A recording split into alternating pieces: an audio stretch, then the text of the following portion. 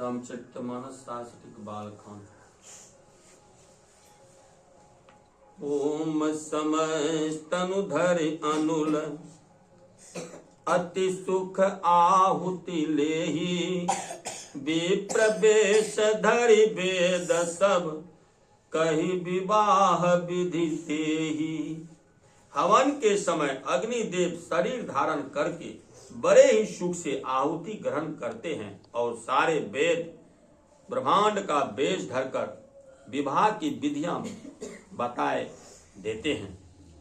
जनक पाट महिषी जग जाने सिय मातो के में जाय बखाने। सुज सुकृत सुख सुंदरताए सब समेत विधि रची बनाए। जनक जी की जगदीख्यात बट रानी और सीता जी की माता का बखान तो हो ही कैसे सकता है। सुयश सुकृत पुण्य सुख और सुंदरता सबको बटोर कर विधाता ने उन्हें संवार कर तैयार किया है। समहु जाने मुनि बरन बोलाए सुनत सुआसिन सादर लयाए। जनक बाम दिश सोह सुयनैना हिम गिरि संग बनी जनुमयना। समय जानकर श्रेष्ठ मुनियों ने उनको बुलाया। यह सुनते ही सुहागिनी स्त्रियां उन्हें आदर पूर्वक ले आई।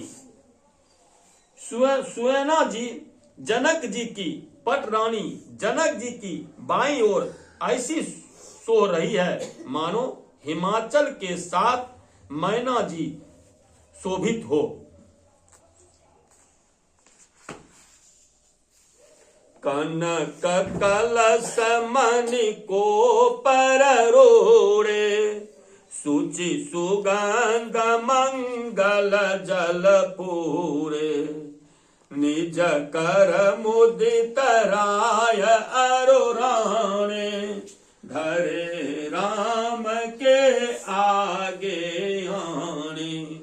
पवित्र सुगंधित और मंगल जल से भरे सोने के कलश और मणियों की सुंदर पराते राजा और रानी के आनंदित होकर अपने हाथों से लाकर श्री रामचंद्र जी के आगे रखी।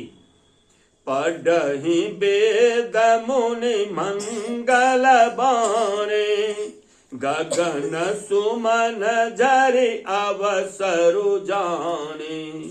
बरु बिलो की दंपति अनुरागे पाय पुनित पखारन लागे।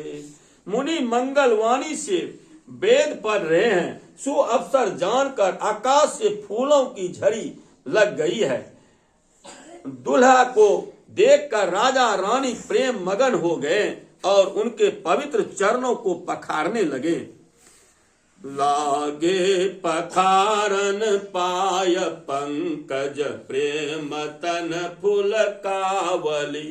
नभ नगर गान निशान जय धुनि उमंगी जनु जहु दिशि चली।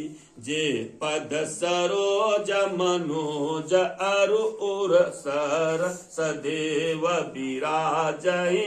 जे सुकृत सुमिरत बिलात मन सकल कलिमल भाजहि। वे श्री राम जी के चरण कमलों को पखारने लगे। प्रेम से उनके शरीर में फूल का वली छा रही है। आकाश और नगर में होने वाली गान नगाड़े और जय जयकार की ध्वनि मानो चारों दिशाओं में उमड़ चला।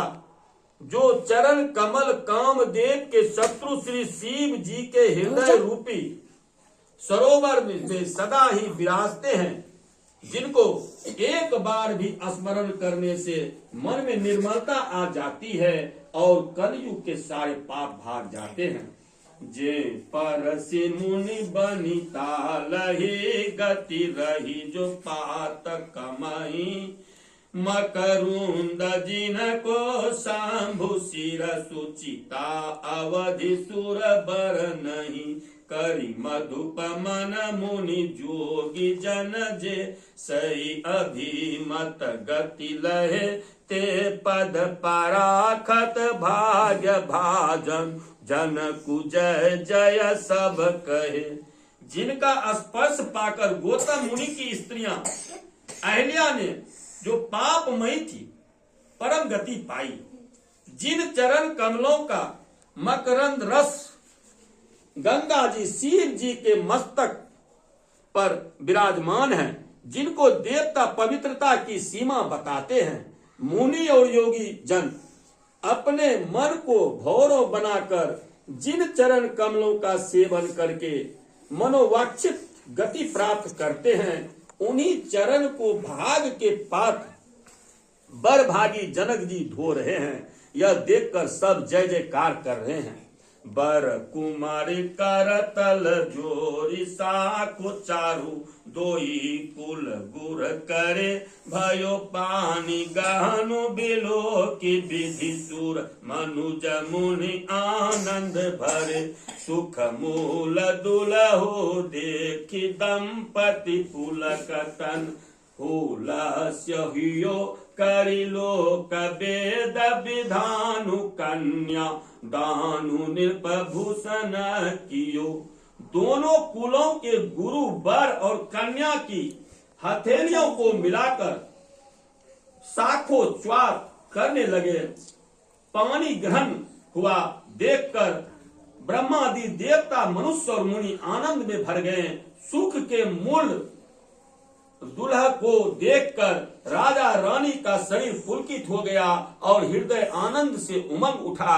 राजाओं के अलंकार स्वरूप महाराज जनक जी ने लोक और वेद की रीति को करके कन्यादान किया। हिवंत जिम गिर जा महेश ही हरि सिरि सागर दई तिम जनक राम सिया सरप पी विश्व कल किरति गई क्यों कर विनय विदेहु कियो विदेहु मूर्ति सावरी करी होम विधिवत गांठी जोर होन लागी भावरी। जैसे हिमवान ने शिव जी को पार्वती जी और सागर ने भगवान विष्णु को लक्ष्मी जी दी थी, वैसे ही जनक जी ने श्री रामचंद्र जी को सीता जी समर्पित की, जिससे विश्व में सुंदर नवीन कृति छा गई। विधेय जनक जी कैसे विनती करें, उस सामली मूर्ति ने तो उन्हें सचमुच विधेय देह की शुद्ध बुद्ध से रहित ही कर दिया। विविध पूर्वक हवन करके गठजोड़ी की गई और भौमरे होने लगे। जय धुनि बंदी दई धुनि मंगल गान निशान सुनि हर सही बर सरिद विविध सुरतरु सुमन सुजान। जय ध्वनि, बंदी ध्वनि, वेद ध्वनि, मंगल गान और नगारों की ध्वनि सुनकर चतुर देवगण हर्षित हो रहे हैं और कल्प वृक्ष के फूलों को बरसा रहे हैं। श्री सद्गुरु महाराज की जय, श्री रामचंद्र भगवान की जय, श्री सीता